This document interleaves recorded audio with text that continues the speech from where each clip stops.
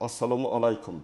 Hurmatli pensionerlar, pensiya yoshidagi ota-onalarimiz va ularga yordam berayotgan farzandlar. Bugungi ma'lumot juda muhim, chunki u yil oyida pul olish, pensiyani vaqtida rasmiylashtirish, qo'shimcha to'lovlardan qolib ketmaslik va ortiqcha yugur-yugurga tushmaslik bilan bevosita bog'liq. Men bugun sizga iyul oyida ulgurib qilish kerak bo'lgan 5 ta eng muhim ishni tushuntirib beraman. Bu gaplar faqat hozir pensiya olayotganlarga emas, yaqinda pensiyaga chiqadiganlarga, nogironlik pensiyasi oladiganlarga, boquvchisini yo'qotgan oilalarga va bank kartasi orqali pul oladiganlarga ham tegishli. Videoni oxirigacha ko'ring. Chunki ayrim odamlar aynan bitta hujjat, bitta ariza yoki bitta tekshiruvni vaqtida qilmagan uchun pulini kech oladi yoki umuman bir necha oy kutib qoladi. Hozir kanalga obuna bo'lib qo'ying va like bosib qo'ying. Chunki men bu kanalda pensiya, nafaqa, kompensatsiya va aholiga tegishli to'lovlar bo'yicha oddiy tilda tushuntirib boraman. Avvallari ko'pchilik pensiya masalasida faqat bitta narsani bilardi. Pensiya tayinlangan bo'lsa, har oy pul keladi xolos. Odam bankka boradi yoki pochtadan oladi, agar pul kelmasa, keyin sababini surishtiradi. Lekin hozir vaziyat boshqacha. Hozir pensiya va ijtimoiy to'lovlar bo'yicha ma'lumotlar ko'p jihatdan elektron bazalar orqali tekshiriladi. Ish staji, pasport ma'lumotlari, yashash manzili, bank kartasi, nogironlik muddati. Ishonchnoma, vafot etgan shaxs bo'yicha ma'lumotlar, hatto ayrim hollarda chet elga chiqib ketish holatlari ham tizimlarda ko'rinadi. Bu nimani anglatadi? Bu shuni anglatadiki, hujjatda yoki bazada kichik xato bo'lsa ham to'lov kechikishi mumkin. Masalan, pasportingiz yangilangan, lekin bankdagi ma'lumot eski qolgan yoki bank kartangiz muddati tugagan yoki siz nogironlik pensiyasi olasiz, lekin tibbiy ko'rikdan o'tish muddati iyulda tugaydi. Yoki pensiyaga chiqish uchun stajingiz yetarli, lekin ish joyingizdagi eski buyruq, mehnat daftarchasi yoki arxiv ma'lumoti hali topilmagan. Bunday holatlarda odam nega pulim tushmadi deb o'yning oxirida yuguradi. Aslida esa ayrim ishlarni oldindan aynan iyulda qilib qo'yish kerak. Men sizga hozir 5 ta asosiy masalani birma-bir tushuntiraman. Har birini oddiy misollar bilan aytaman. Kim xavotir olishi kerak, kimga tegishli emas. Qayerga borish kerak, qanday hujjat tayyorlash kerak, nimalarga aldanmaslik kerak, hammasini ochiq aytaman. Iyul oyida eng birinchi qilinadigan ish bu pensiya tushadigan bank kartasi yoki hisob raqamini tekshirish. Juda ko'p kechikishlar aynan shu oddiy sababdan bo'ladi. Pensionerning pensiyasi tayinlangan, pul ajratilgan, lekin karta muddati tugagan bo'ladi yoki karta bloklangan bo'ladi yoki pensioner yangi karta olgan. Lekin pensiya jamg'armasiga yangi hisob raqamini yetkazmagan bo'ladi. Natijada pul tizimda turadi, lekin odam qo'lga ola olmaydi. Masalan, bir pensioni onaxon har oy 20 million ming so'm pensiya oladi. Kartasining muddati iyun oxirida tugagan. U yilda pul tushishini kutadi, lekin karta ishlamaydi. Banka borganda karta muddati tugagan, yangisini chiqaring deyishadi. Yangi karta chiqishi bir necha kun oladi. Keyin yangi karta ma'lumotini tegishli tashkilotga bog'lash kerak bo'ladi. Shu orada pensioner dorisini olishga pul topolmay qiynaladi. Mana shuning uchun men doim aytaman, karta muddati tugashini pul tushmay qolgandan keyin emas. Oldindan tekshiring. Agar siz pensiyani karta orqali olsangiz, iyul oyida bank ilovasidan, bankomatdan yoki bank bo'limidan kartaning amal qilish muddatini tekshiring. Kartada odatda oy va yil yozilgan bo'ladi. Masalan, 2024 deb yozilgan bo'lsa, bu karta 2024 yil iyul oyining oxirigacha amal qiladi. Lekin amalda ayrim to'lovlarda muammo chiqmasligi uchun oldindan yangilab qo'ygan yaxshi. Agar 0726 bo'lsa, demak, hali vaqt bor. Agar karta shikastlangan, PIN kod esdan chiqqan yoki karta bir necha marta noto'g'ri kod kiritilgani uchun bloklangan bo'lsa, buni ham cho'zmaslik kerak. Kim xavotir olishi kerak? Karta orqali pensiya oladiganlar. Kartasini farzandiga berib qo'yganlar, uzoq vaqtdan beri bankka bormaganlar, telefon raqami o'zgarganlar, bank SMS xabarini olmayotganlar. Kim xavotir olmasa bo'ladi. Agar siz pensiyani pochta orqali uyga yoki pochta bo'limidan olayotgan bo'lsangiz va to'lov har oy muammosiz kelayotgan bo'lsa, bu band sizga kamroq tegishli. Lekin baribir pasport ma'lumotlari va yashash manzilini tekshirib qo'ygan yaxshi. Bu masalada yana bir muhim ogohlantirish bor. Hech kimga karta raqamingiz, SMS kod, bank ilovasiga kirish paroli va PIN kodni aytmang. Pensiyangizni ko'paytirib beramiz. Iyulda qo'shimcha pul tushadi, kodni ayting. Kartangiz blok bo'lmasligi uchun tasdiqlang degan Qo'ng'iroqlarga ishonmang. Pensiya bo'yicha rasmiy xodimlar sizdan SMS kod so'ramaydi. Agar sizga shunday qo'ng'iroq bo'lsa, darhol telefonni qo'ying va bankning rasmiy raqamiga murojaat qiling. Ikkinchi muhim ish bu shaxsiy ma'lumotlarni tekshirish. Ko'pchilik buni mayda narsa deb o'ylaydi. Lekin pensiya tizimida ism, familiya, tug'ilgan sana, pasport yoki ID karta raqami, yashash manzili noto'g'ri yoki eskirgan bo'lsa, to'lovlarda kechikish paydo bo'lishi mumkin. Ayniqsa yangi ID karta olganlar, familiyasini o'zgartirganlar, boshqa tumanga ko'chganlar, vaqtinchalik ro'yxatdan o'tganlar, hujjatini yo'qotib qayta tiklaganlar iyulda albatta ma'lumotlarni tekshirtirish kerak. Oldin ko'pincha odam qog'oz hujjat olib borardi. Xodim ko'rib qo'lda yozib qo'yardi. Hozir esa ma'lumotlar elektron bazalardan olinadi. Agar bir joyda eski pasport, boshqa joyda yangi ID karta tursa, tizim moslikni tekshirishi mumkin. Bunda odamning o'zi aybdor bo'lmasa ham to'lov vaqtincha to'xtab qolishi yoki qayta aniqlashtirish talab qilinishi mumkin. Hayotiy misol: otaxon 18 yoshda pensiyasini muntazam oladi. U bahorda ID karta oldi, lekin bankdagi telefon raqami ham eski. Pensiya bo'yicha ma'lumotlar ham yangilanmagan. Iyulda kartaga pul tushadi, lekin bank operatsiyada qo'shimcha tasdiq so'raydi. Otaxon bankka borganda pasport ma'lumoti yangilanishi kerakligi aytiladi. Keyin u yana boshqa idoraga boradi. Agar bu ishni iyul boshida qilganda to'lov kuni muammo bo'lmasdi. Nima qilish kerak? Pasport yoki ID kartangizni oling, bankka boring yoki bankning rasmiy ilovasida shaxsiy ma'lumotlaringiz yangilanganini tekshiring. Agar pensiya bo'limiga borish imkoningiz bo'lsa, u yerda ham shaxsiy ma'lumotlaringiz hozirgi hujjat bilan mosligini aniqlashtiring. Agar manzilingiz o'zgargan bo'lsa, yangi ro'yxatga olingan joy bo'yicha ma'lumotni ham ko'rsating. Ayniqsa bir viloyatdan boshqa viloyatga ko'chgan pensionerlar buni e'tiborsiz qoldirmasin. Kimga bu eng ko'p tegishli? Yangi ID karta olganlarga, eski pasporti almashtirilganlarga, nikoh yoki boshqa sabab bilan familiyasi o'zgargan ayollarga, mahallasi yoki ko'chasi nomi o'zgargan joylarda yashovchilarga, boshqa tuman yoki shaharga ko'chib o'tganlarga. Kimga kamroq tegishli? Hujjatlari o'zgarmagan, manzili o'zgarmagan va bank to'lovi muntazam kelayotgan pensionerlarga. Lekin men baribir yiliga hech bo'lmasa bir marta ma'lumotlarni tekshirtirishni maslahat beraman. Uchinchi narsa: pensiyaga yaqinlashganlar ish staji va maosh ma'lumotlarini iyulda yig'ib qo'yishi kerak. Uchinchi masala hozir pensiya olayotganlardan ko'ra pensiyaga chiqishga yaqinlashgan odamlar uchun juda muhim. Agar siz yaqin oylar ichida pensiyaga chiqmoqchi bo'lsangiz yoki oilangizda shunday odam bo'lsa, iyul oyini bekor o'tkazmang. Ish staji, mehnat daftarchasi, arxiv ma'lumotlari, sobiq ish joyidan ma'lumotnomalar. Ish haqi bo'yicha hujjatlar oldindan tayyorlanishi kerak. Pensiya tayinlash jarayonida eng ko'p vaqt oladigan masala ham aynan shu. Ko'p odam yoshim yetganda boraman, o'sha payt ham hal bo'ladi deb o'ylaydi. Lekin amalda eski korxona yopilgan, arxiv boshqa joyga topshirilgan. Mehnat daftarchasida muhr yaxshi ko'rinmaydi. Ishga qabul qilish buyrug'i topilmaydi. Maosh yozilgan hujjat yo'q bo'lib chiqadi. Shunda odam pensiya yoshiga yetgan bo'lsa ham hujjat to'liq bo'lmagani uchun sarson bo'ladi. Masalan, bir ayol 25 yoshdan oshgan, umrining 25 yilini tikuvchilik korxonasida ishlagan. Mehnat daftarchasida yozuv bor.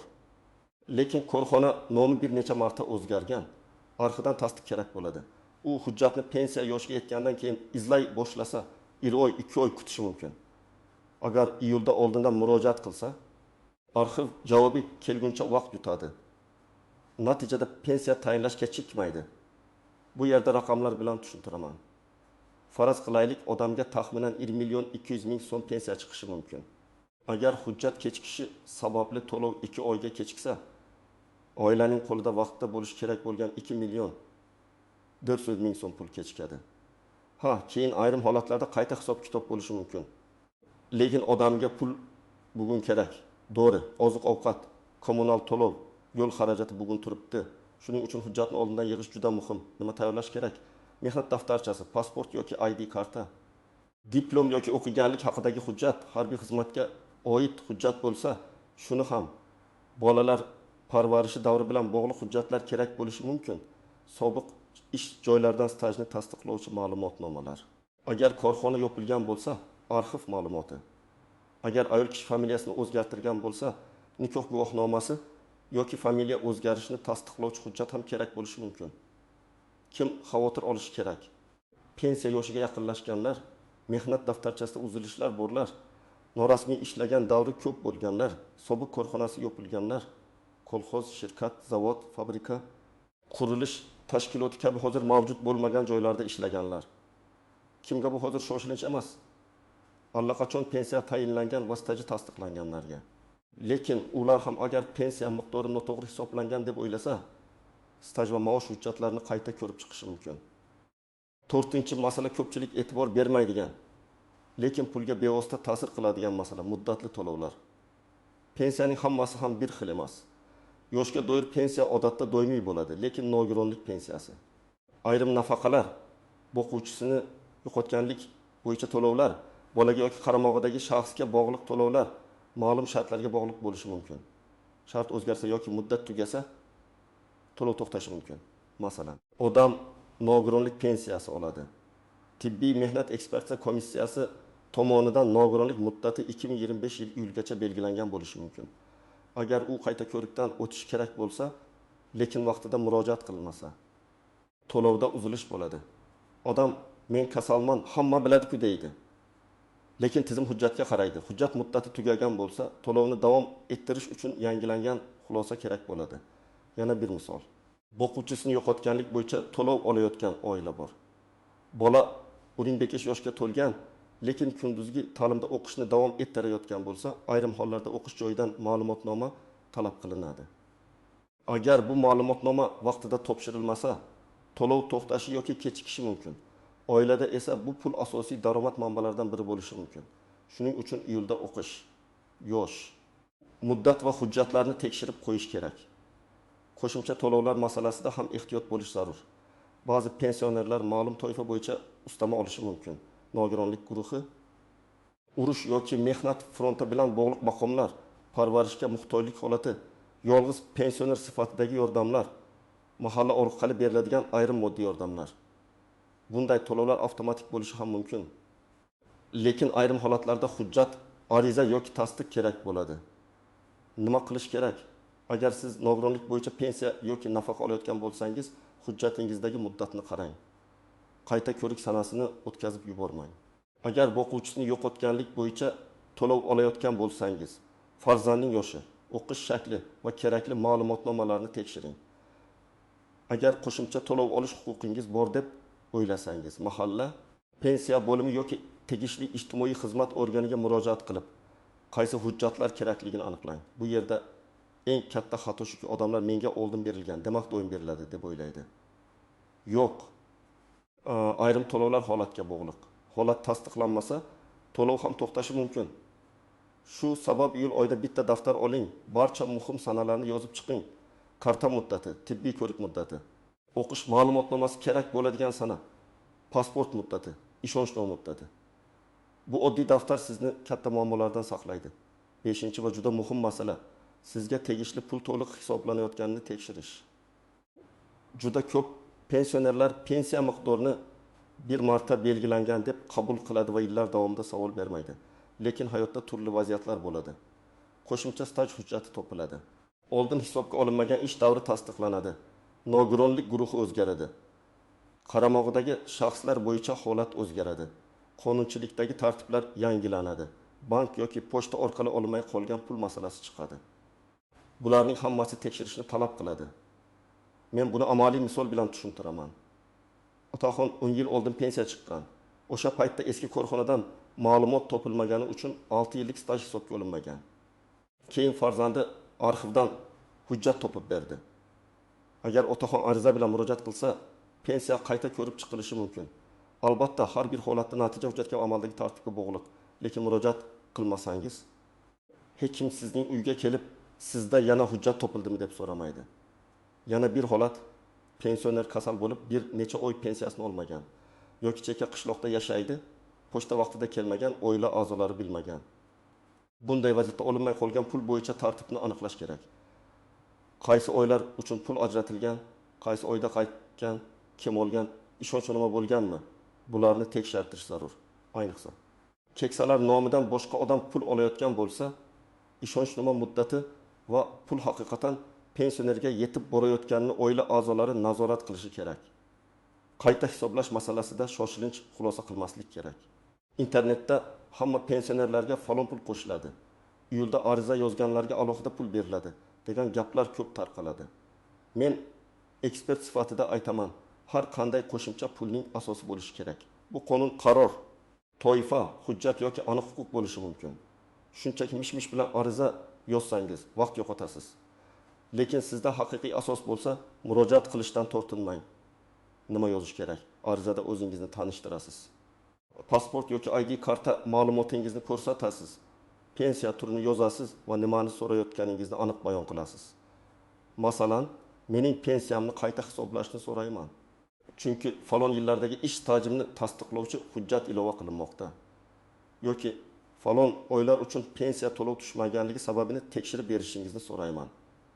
Arizaga hujjat nusxalarini ilova qiling. Asl hujjatlarni esa o'zingizda saqlang yoki qabul qiluvchi xodim talab qilganda ko'rsating. Ariza topshirganda eng muhim narsa qabul qilinganini tasdiqlovchi belgi yoki ro'yxat raqamini oling. Og'zaki aytilgan gap bilan cheklanib qolmang. Agar sizga keyin keling deyishsa, qaysi kuni, qaysi hujjat bilan, qaysi xonaga kelish kerakligini yozib oling. Keksalar ko'pincha uyalib savol bermaydi. Men esa aytaman. Bu sizning pulingiz, sizning huquqingiz, siz savol berishga to'liq haqlisiz. Endi eng muhim nozik jihatlarga to'xtalaman. Birinchidan, hamma pensioner bir xil vaziyatda emas. Bir odam yoshga doir pensiya oladi. Boshqasi nogironlik bo'yicha, uchinchisi boquvchisini yo'qotganlik bo'yicha, to'rtinchisi ijtimoiy nafaqa oladi. Shuning uchun qo'shningizga tushgan pul sizga ham albatta tushadi degani emas. Aksincha, sizga tegishli pul qo'shningizga tegishli bo'lmasligi mumkin. Har bir holat hujjat bilan aniqlanadi. Ikkinchidan, ishonchnoma masalasiga juda ehtiyot bo'ling. Ba'zi keksalar yurishga qiynalgani uchun pensiyasini farzandi yoki qarindoshi orqali oladi. Bu mumkin bo'lgan holatlar bor, lekin ishonchnoma muddati o'tgan bo'lsa, to'lov berilmasligi mumkin. Yana ham yomoni, ayrim hollarda pensioner pul qancha tushayotganini bilmay qoladi. Shuning uchun har oy kamida bir marta pensiya miqdorini o'zingiz yoki ishonchli yaqinlaringiz orqali tekshiring. Telefoningizga SMS xabar ulab qo'yish ham foydali. Uchinchidan, yolg'on vositachilardan ehtiyot bo'ling. Men pensiya bo'limida tanishim bor, pulingizni ko'paytirib beraman, arzangizni tezlashtiraman, iyuldagi yordam pulini chiqarib beraman degan odamlarga pul bermang. Rasmiy xizmat uchun rasmiy tartib bor. Agar to'lov yoki davlat boji kerak bo'lsa, u ham rasmiy kassa yoki bank orqali bo'ladi. Qo'lga pul berish ko'p hollarda sizni aldashga olib keladi. To'rtinchidan, chet elga ketish. Uzoq muddat boshqa joyda yashash, manzil o'zgarishi kabi holatlarda to'lov tartibiga ta'sir qiladigan jihatlar bo'lishi mumkin. Shuning uchun uzoq muddatga ketayotgan bo'lsangiz yoki boshqa viloyatda yashab turgan bo'lsangiz, oldindan pensiya bo'yicha mas'ul tashkilotdan tartibni aniqlashtiring. Keyin bilib olaman deyish ba'zida bir necha oylik muammoga aylanadi. Beshinchidan, hujjat nusxalari va asl nusxalarini tartib saqlang. Men har bir pensionerga bitta alohida papka tutishni maslahat beraman. Unda pasport yoki ID karta nusxasi, pensiya hujjatlari, bank kartasi rekvizitlari, mehnat daftarchasi nusxati, arxiv ma'lumotlari, tibbiy xulosalar, ishonchnoma, arizalar nusxasi va javob xatlari bo'lsin. Farzandlaringiz ham bu papka qayerda turganini bilsin. Bu oddiy tartib kelajakda juda katta vaqt tejaydi. Endi iyul oyida nima qilishni aniq tartibda aytaman. Birinchi kuniyoq bank kartangiz muddatini tekshiring. Agar muddati tugayotgan bo'lsa, bankka boring va yangilating. Telefon raqamingiz o'zgargan bo'lsa, bankda yangilang. SMS xabarlar kelayotganini tekshiring. Keyin pasport yoki ID kartangizni olib, shaxsiy ma'lumotlaringiz mosligini ko'ring. Agar yangi hujjat olgan bo'lsangiz, bank va pensiya bo'yicha ma'lumotlar yangilanganini aniqlashtiring. Manzilingiz o'zgargan bo'lsa, ro'yxat ma'lumotlarini tartibga keltiring. Agar pensiyaga chiqishga yaqin bo'lsangiz, mehnat daftarchangizni ko'zdan kechiring. Qaysi yillarda ishlagansiz, qaysi joylardan ma'lumotnoma kerak, qaysi korxona yopilgan, arxiv qayerda. Shularni yozib chiqing. Sobiq ish joyingiz yoki arxivga murojaat qiling. Hujjatlarni oxirgi oyga qoldirmang. Agar nogironlik, boquvchisini yo'qotganlik yoki boshqa muddatli to'lov olsangiz, hujjat muddatini tekshiring. Qayta ko'rik, o'qish ma'lumotnomasi yoki boshqa tasdiq kerak bo'lsa, iyulda tayyorlang. bitta sana o'tib ketgani uchun to'lovingiz to'xtab qolmasin. Agar pensiyangiz noto'g'ri hisoblangan deb o'ylasangiz yoki olinmay qolgan pul bo'lsa, ariza yozing. Arizada umumiy gap emas, aniq talab bo'lsin. Tekshirib bering, qayta hisoblab bering.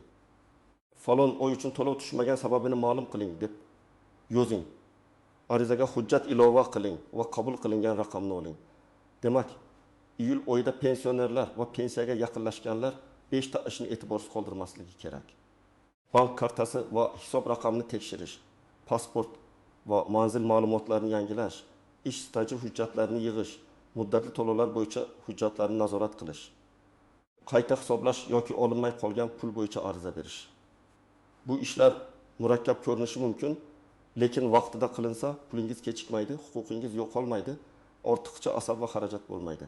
Men sizga tavsiya qilaman. Bugunoq hujjatlaringizni bir joyga yig'ing, kartangizni tekshiring, muhim sanalarni yozib chiqing va kerak bo'lsa yaqinlaringizdan yordam so'rang. Pensiya bu shunchaki to'lov emas, bu sizning ko'p yillik mehnatingiz natijasi. Uni olishda beparvo bo'lish mumkin emas. Sizda pensiya, nafaqa, karta qayta hisoblash yoki hujjatlar savol bo'lsa, izohlarga yozing. Qaysi hududda qanday muammo bo'layotganini ham yozib qoldiring. Boshqalar ham tajribangizdan foyda oladi. Videoga like bosing, kanalga obuna bo'ling va yaqinlaringizga ham ulashing. Chunki bu ma'lumot ayniqsa keksalarimiz uchun juda kerak.